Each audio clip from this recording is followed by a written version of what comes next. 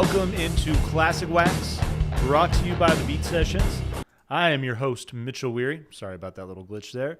Nice to have you all in the studio. Hope you're having a fantastic Tuesday. Hope you've enjoyed a lot of that new music that is out there this weekend. There's some excellent records.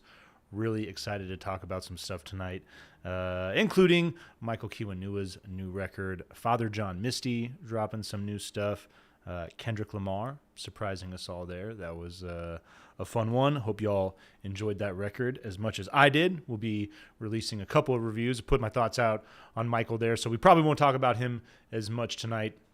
But he definitely falls into the discussion with a lot of the artists that we're looking at.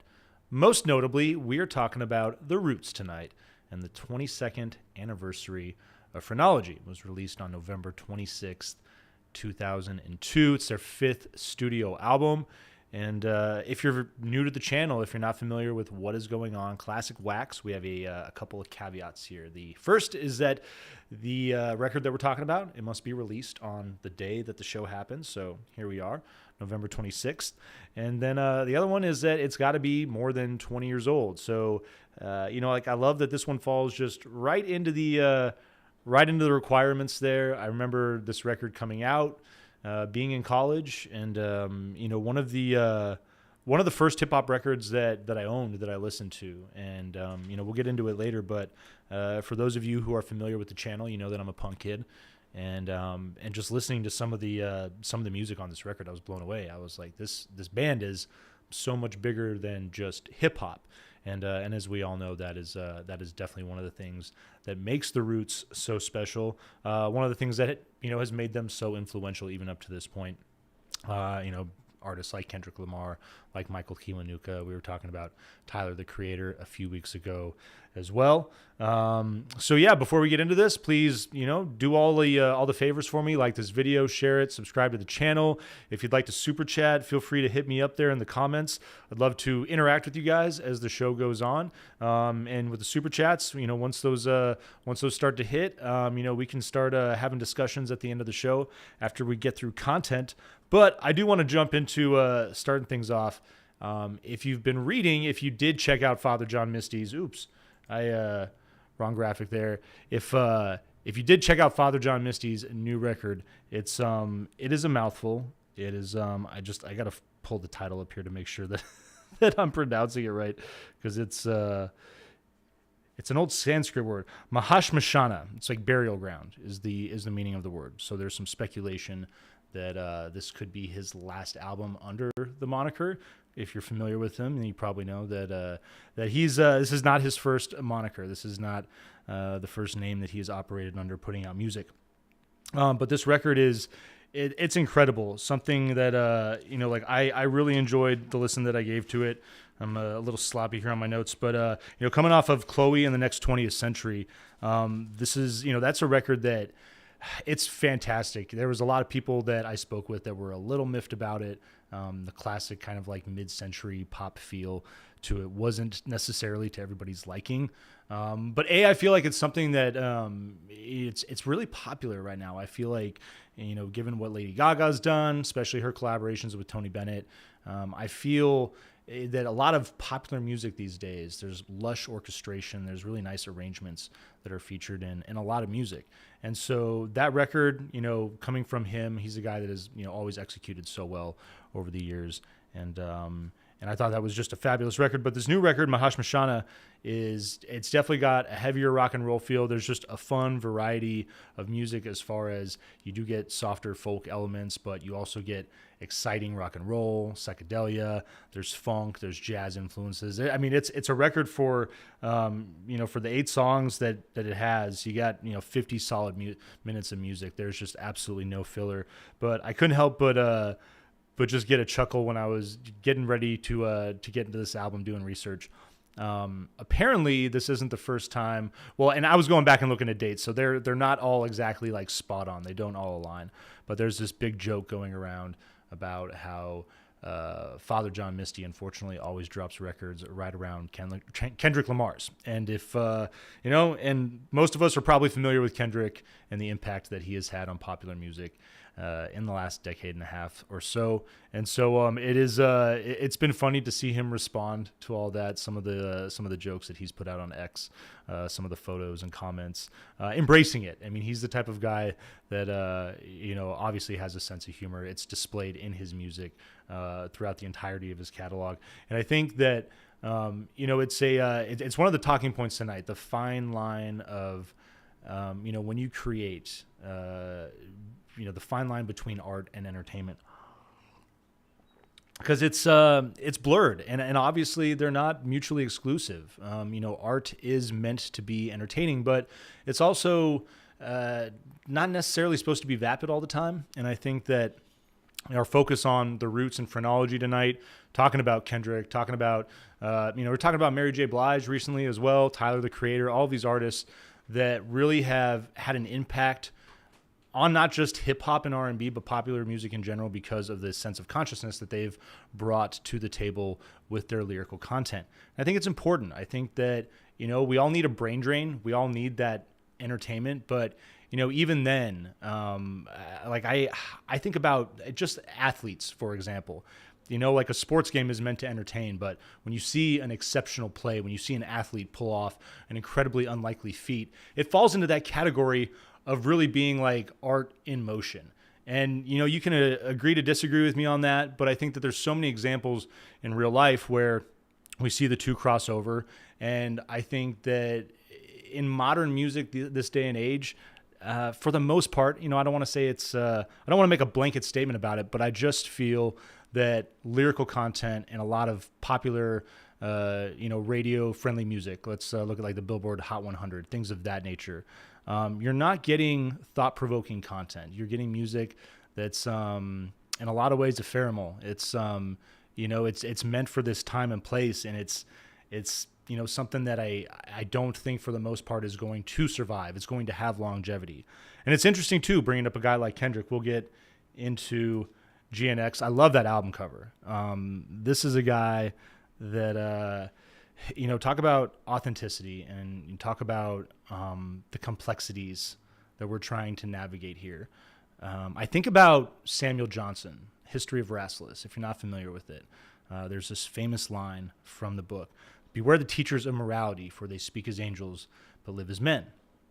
And so, having people like Kendrick in popular music, it's absolutely necessary. I think of guys like Tom Morello that are out there. Think of guys like, again, Tyler the Creator, who I don't think necessarily has quite the focus on social commentary that Kendrick does. I think his music's definitely more personal.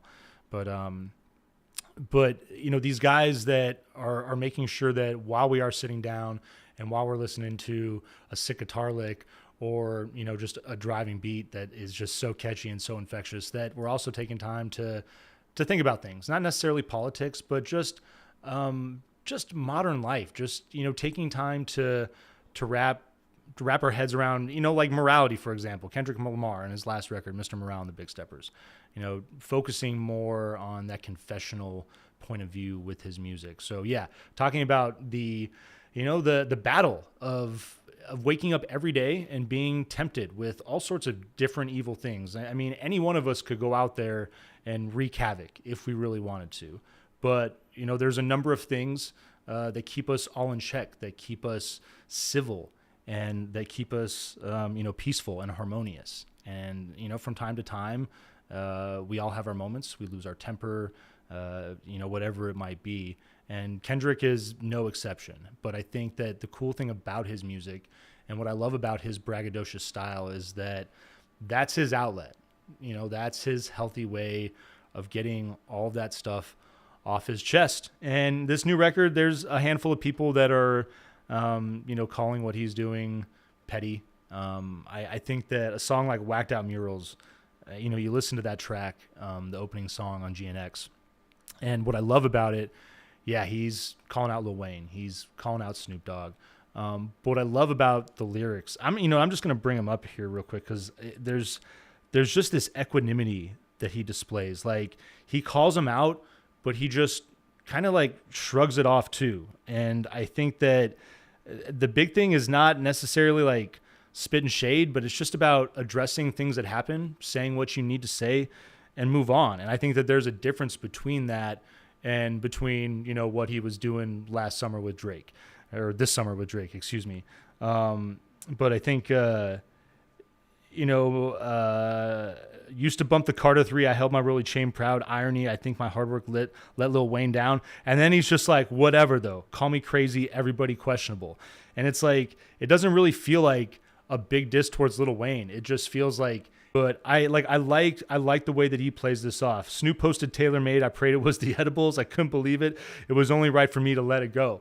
And I love that Snoop comes out, says what he's got to say too, man. Yeah, it was the edibles. That was a pretty funny little spot out on X that he put out.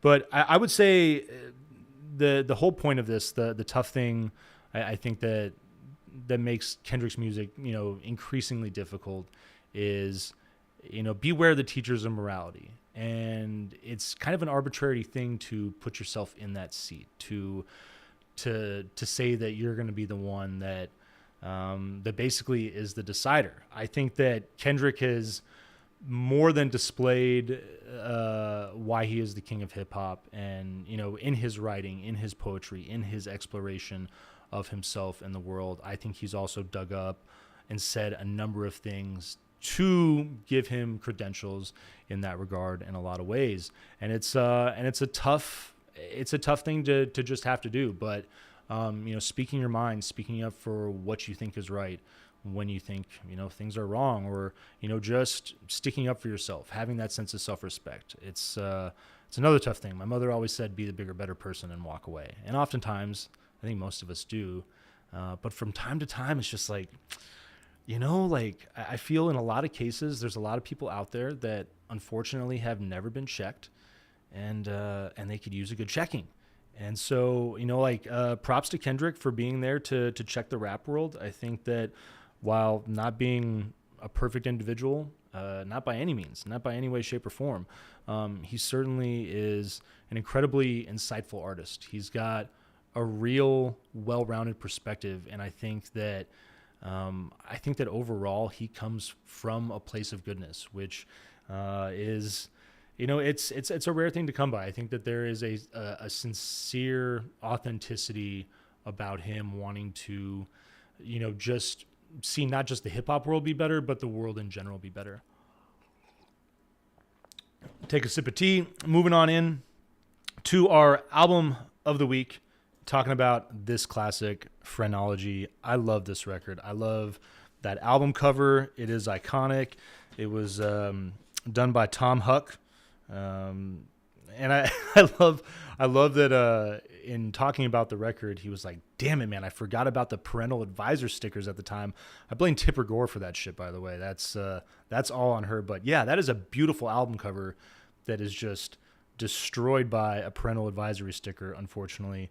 But the imagery, I mean, just the concept of what they did there, not just with the record, with the title too, being from Philly, there's the references there, emerging as, I think it's PH for Philly, and then RE for re-emerging as something new, something bigger, the kind of like anti-roots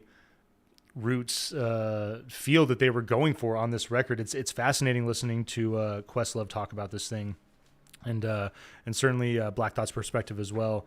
But I mean, it is a record, like I said, when I opened up the show, that I didn't listen to a lot of hip hop when I was growing up. I definitely was like a punk kid, a rock and roll kid. And to hear this record and to hear all the different influences, not just being hip hop, being so much more, being neo soul, being rock and roll, being psychedelic and jazzy and funky. And, this is one of those records that, as my scope began to open up, really just made an incredible impression upon not only me, but a ton of other people. I think that, talking about,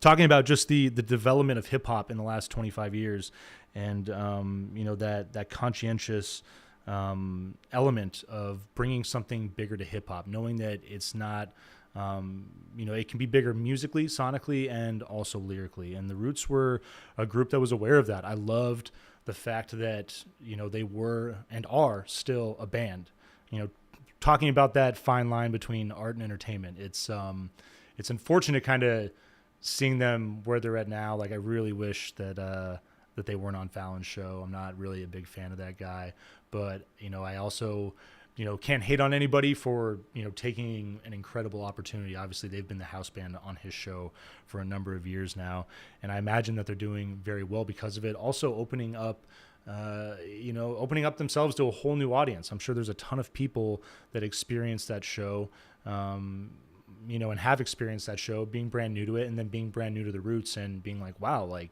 who are these guys that are the house band, that are bringing this, what I think is a really unique side to late night. Unfortunately, I feel like late night comedies kind of drifted into this very liberal talking box that is kind of frustrating. It'd be nice to see the angles balanced a little more, but I've always loved that about Letterman. I was a big fan of Letterman when he was on Conan O'Brien, Jay Leno.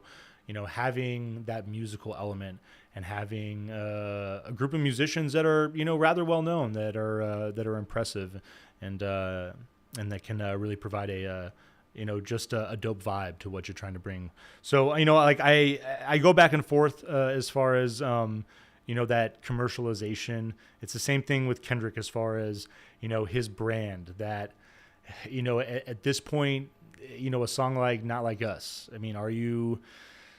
There's not a whole lot of that effort of developing conscious, bring something positive to the table. I mean, it's a diss track, and so I feel like there's a lot that gets brought to the table, unfortunately, throughout an artist's career, that it seems like it can undo what you've done, but at the same time, it's just about what life presents and what opportunity brings. And I think that both these outfits, both Kendrick and the Roots, are outfits that have earned their opportunities, and it's great to see a band like the Roots excel and still have the influence that they do. Getting into the track list on this thing, it's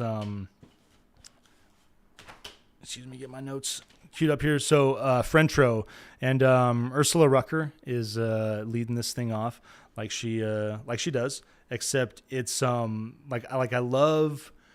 Like right out the gate, she unfortunately gets cut off, but it's deliberately done as far as these guys and the concept of this record, and them abandoning, the neo soul sound that they built. And so it leads right into Rock You, which I think is just a phenomenal track. I love the hard, thick driving percussion, the jarring industrial style stints that are on this thing. Just hard bars and in-your-face truth, but just a great opener with lots of intensity.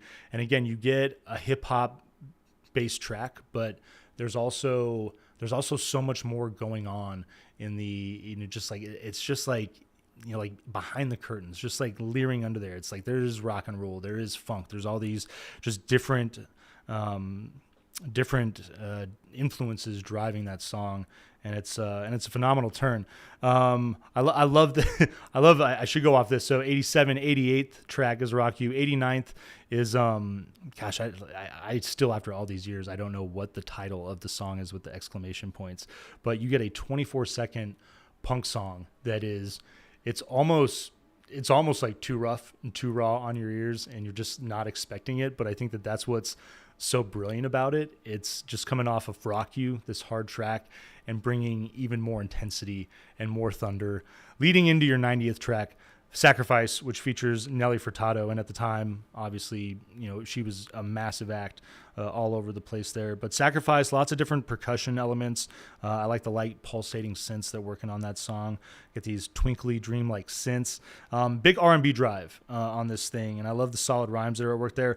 I love the harmonies that Nelly is creating on this track behind Black Thought, but I think that I just think that had she had her own verse, had she had her own opportunity to kind of take over and have the spotlight, that she would have crushed it, and it would have maybe made the song a little better. But that's just who's to say that it actually would have? I think that more of her presence would have built that song up a bit, but it's still an amazing composition.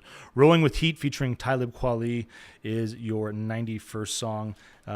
Quest, just big on the drums. I love the vocal harmonies that create textures, other percussive elements, horn arrangement that's going to carry a really sick groove on this song, and just letting those two guys do what they do best. It's one of those tracks that's I love the hip hop drive and kind of that grounded nature. And it's one of the greatest things about this record, the movement of it, the mix of it. There's those moments where you feel like it's kind of getting away from that hip hop foundation, but then you find yourself back there, and it's just brilliantly done. Your 92nd track, WAOK, is it's a minute long. It's this spoken word jazz driven track that also features Ursula, and it's basically just a shout out to all the artists that influenced the Roots over the years. A cool little intro to Thought at Work, which is your 93rd track. Up-tempo percussion opens this.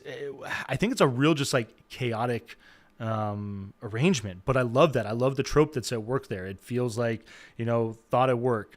Your mind like grinding through something, trying to figure something out, and that often kind of disjointed, anxious, chaotic feeling that we have when we're trying to figure something out. We might look cool on the surface, and we might be, ultimately level-headed, but there's those times where it's just like you find yourself in a bit of a frenzy. And I think that talking about the blues idiom and just improvisation in general, I think that that's one of those biggest things that takes hold, and really just a cool reflection of the thematic nature of the track at work in the music, and I dig that. The Seed 2.0, what a classic. Originally done by Cody Chestnut. I love that he appears on this song, singing, playing guitar. He sounds great.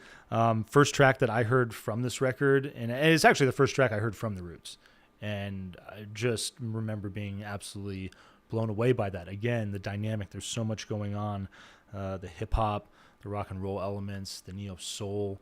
You think of bands like the Black Pumas are the first that come to mind. I do think of Michael Kiwanuka, think of Leon Bridges, these guys that have really captured that soul essence, and I feel that there's a lot that the Roots did within that hip hop framework to open up a lot of artists who really I'd say are in different categories from a genre standpoint. It's just impressive to see the diverse influence that this record has had. Your 95th song, Break You Off, featuring Music, is it's a big track. I dig this song. 7 minutes, you get this mellow synth open, soul, R&B driven track. Great vocal hook to open to. I love the guitar riff that's at work on this track, and at first I thought it was synths, but I'm almost positive that you actually get clarinets. I was trying to find some information on the players on this record as far as the instrumentation, but those wind instruments create these I just love the way they carry this track, the texture that they build. Love the shift towards smooth jazz, the jazz textures that evolve into this freestyle, just ethereal coda that really is a highlight. It's an exceptional track. I think one of the better songs in their catalog for sure. A big number that leads into another big number. There's like the two centerpieces of this record. Water, your 96th track. Out the gate with funky bass, percussive layers, minimal and loose. And it just opens for about 4 minutes. This is a track that, talking about Malik B's struggle with addiction. We lost him about 4 years ago, unfortunately. But this is a song that, it's not just about him, and they make sure that they say that in the opening. I want to look up the lyrics here real quick, because I think that it's just a solid way to start this track off. It is a personal song, and to a degree, yeah, they know that we all know, but I think that his issue is, it's something that's bigger. So they start off, they say South Philly, but then they go North Side, Oakland, Texas, Georgia, black people. This isn't just Malik B and our problem. This is a problem in our community, in our society, and I think that's just a dope way to start off. What is a pretty legendary track from these guys. I love that they just go to work, Black Thought just spitting bars for, I mean, shoot, like about 4 minutes. And then this thing just descends into the unknown. There's just this, chaotic, ominous building of textures around a heartbeat. And it almost kind of feels like, you're drifting off into just the like descending into a drug binge, or just wherever you go when you go on nasty narcotics like that. I love the way that the synths work in for these undulating textures. It blows up into this just like psychedelic prog rock jazz number. I mean, this is a song that the first time I heard it, I was like, this is like prog hop. This is like post hip hop. This is something that is, completely outside of anything that I've really experienced in any genre. And especially, like obviously I'd listened to hip hop music before hearing the Roots. Like I had friends that were into songs, popular music, MTV, all that stuff. But this is the first time that I ever experienced hip hop doing anything like this. And I was just blown away by the message, by the quality of the music and the experimental nature of it, the improvisational nature of it. And again, the way that it matches what is going on thematically. I think it's just so brilliantly done. Quills is your 97th track, thick synths, groovy bounce. I really just love what Quest brings to this. It's, this track, it's like I love the arrangement. It's like his beat is solid, but it's austere as well. It's a great use of space. Samples Breakout by the Swing Out Sister, excuse me. So I love that hook. I thought that was I always thought that was a really just catchy, fun component to that song. It's going to lead into your 98th track, Pussy Galore, which, sparse beat, minimal guitar, bass is even more minimal on this track.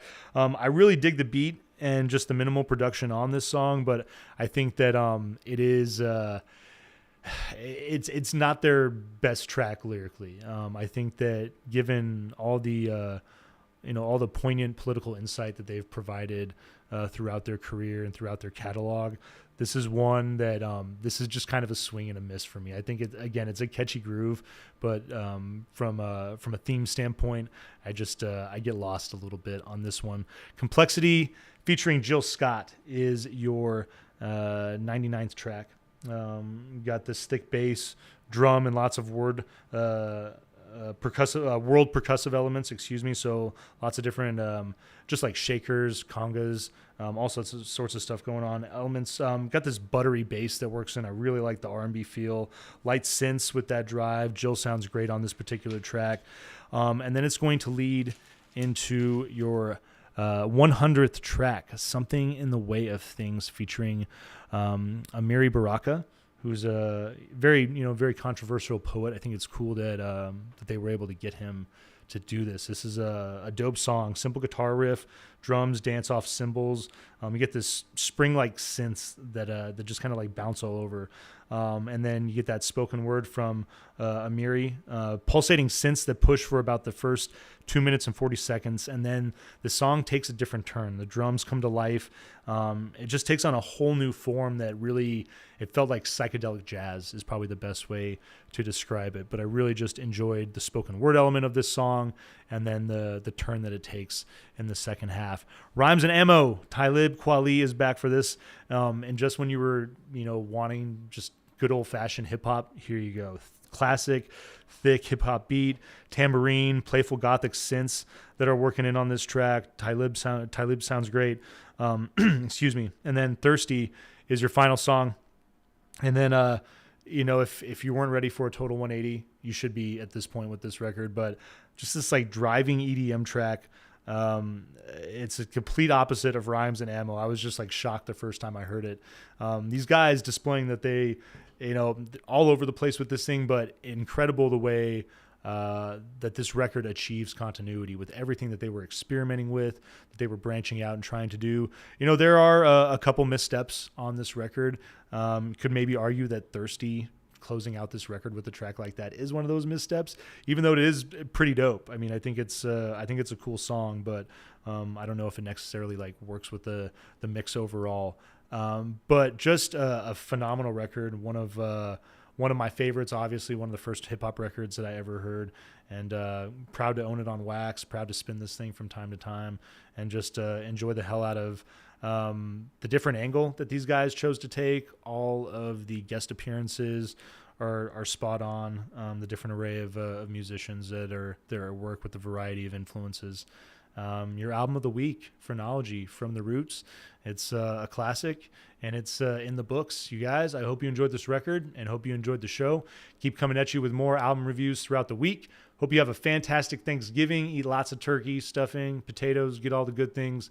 Enjoy some time with family and friends and loved ones, and we will see you next week on Classic Wax. Take it easy, guys.